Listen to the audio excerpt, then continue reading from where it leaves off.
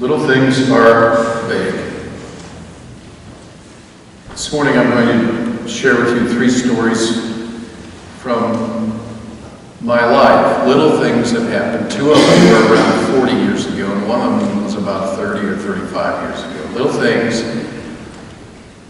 that have stayed with me. Little moments of generosity. Before I tell you the stories, I want to tell you this. In our text this morning, we have, quote, rich people on one hand and, quote, a poor widow on the other. If you've been coming, and many of you have, every Sunday for a while, these widows in the New Testament keep coming up.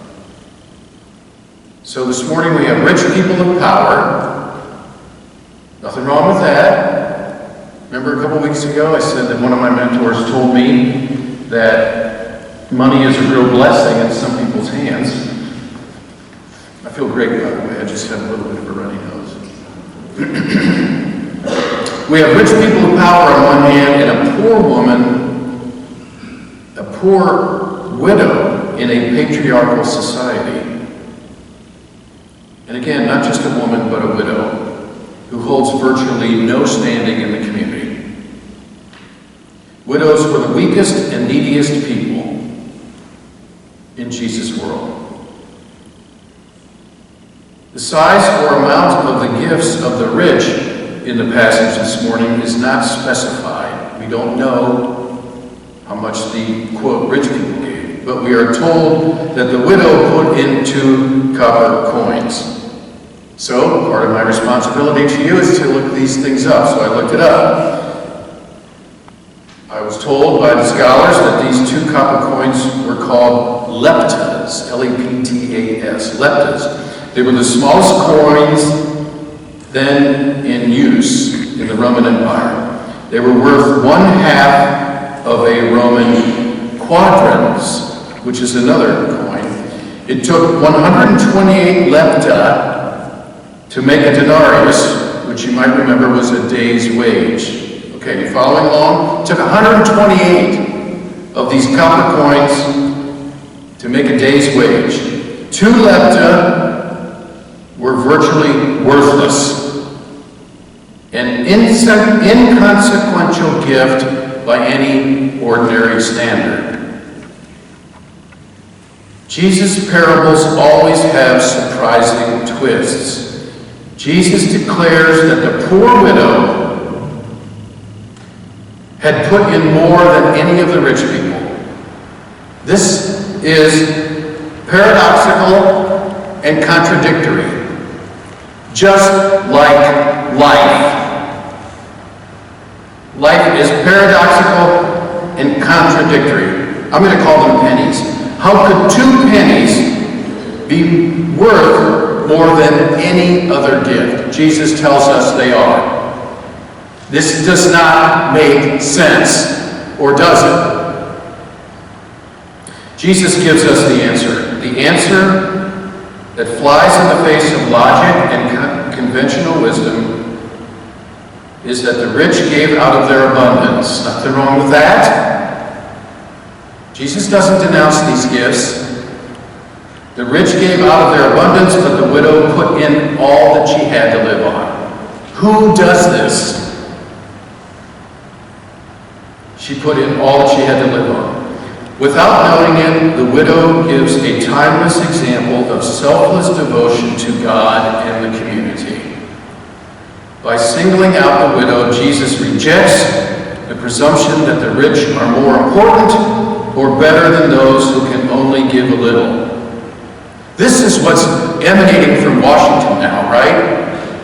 The spirit of generosity and that we're all equal. Again, Jesus' pronouncement reverses the norms and standards by which we are accustomed to living. Jesus turns our world's standards on their head. Little things are big. This is a contradiction, and life is paradoxical and contradictory. Jesus is not interested in the norms and standards by which we are accustomed to living. He turns our world's standards on their head. Little things are big. Story number one. These things have stayed with me virtually all my life. I was a student at Mount Union College, which is now the University of Mount Union. I was a college student. And I had, I've shared this with you before because a couple of you came up to me and said, wow, I had this was in the late 70s, I bought a used 1972 Plymouth Satellite. You car people, go ahead and Google it. Please wait till after the sermon. A blue 1972 Plymouth Satellite. Bought it used, had a lot of miles, had a V8. I love that car. So I was going home for the summer. And to get from Alliance, Ohio to Marysville, you take Route 30 to 71. And no exaggeration, the trunk was full, the back seat was full, and the front seat was full all the way over to me, with all of my stuff. All of it worth nothing, but it was mine.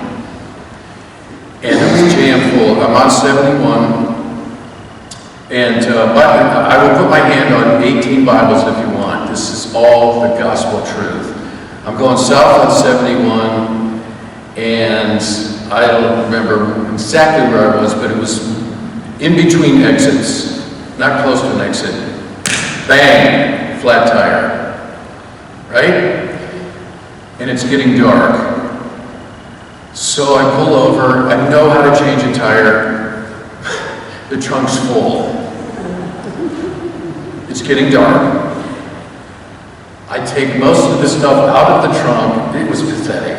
I took most of the stuff out of the trunk, set it on the side of the road, and now it's pretty much completely dark. And guess what happens next? It starts to rain. It's dark, it starts to rain. I'm like, okay. I turn to my trunk, and that's when it happens, like in some sort of movie, horror movie, whatever. These really bright lights now are coming at me. It's a semi-truck. The truck pulls over, and this really big, scary-looking guy gets out. And just for the record, so that there's no racial overtones, he was white. Just want you to know that. Big scary guy comes out, the lights are on, I can hardly see anything, and I'm thinking to myself, I'm dead. I'm dead. And little things are big. He comes up to me, and he says, need some help? I said, sure. And then he said, I'll do it. Takes my tire out, picks up my tire with one hand. No, I made that part. Lickety, it's raining, not too hard, but enough. Making conversation while he changes my tire. And he's done, put my stuff back in the trunk. And he hands me a card. He has a business card. He hands me a card, shakes my hand, smiles, and says, again, God is my witness,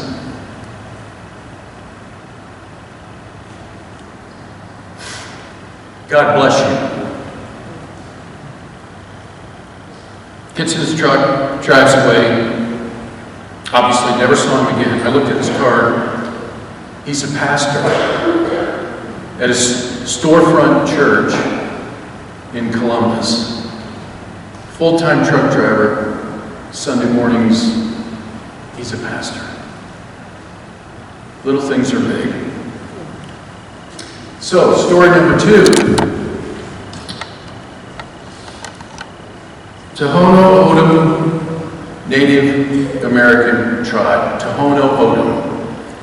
They used to be known as the Papago Indians. Now they're the Tohono O'odham. They have a reservation in Arizona, south of Tucson. 30 plus years ago, I took my youth group at the time. We spent 10 days on the Tohono O'odham Native Reservation, doing various things. We were there on a Sunday. There's a small Presbyterian church on the reservation. In 1959, Martin Luther King preached there. And I got to preach on Sunday. There's one pulpit that I got to preach in that Martin Luther King preached in. He was spending time in Tucson, I think it was at the time, and a couple of his friends brought up the reservation, and he said, I've never been on a reservation. I've never met an Indian. So he went. So anyway, we were there, and we split up into work groups, and my work group, we spent time, it's desert, obviously, it goes right up to the Mexican border, and by the way, one day we just crossed the border.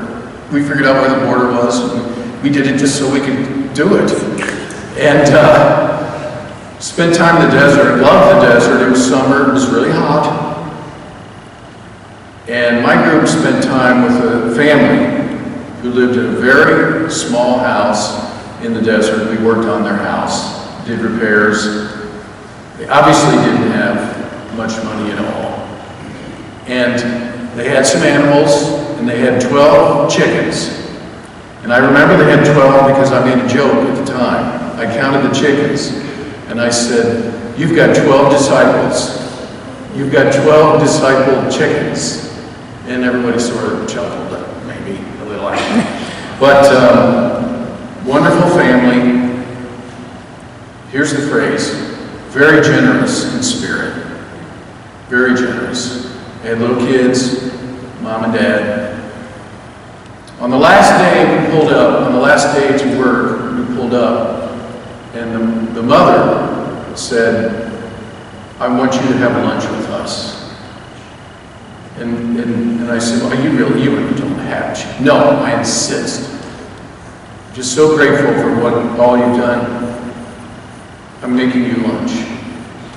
So we had lunch. Guess what we had? We had chicken. At one point at the lunch, I was curious. I got up and I counted the chickens.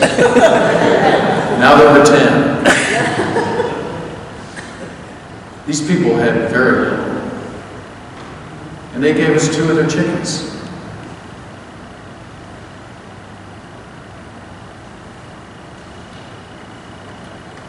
Little things are big. If you want to know more about the Tohono O'odham Reservation, look up Sells, S-E-L-L-S, Sells, Arizona. That's the name of the little town on the reservation. Okay, last story.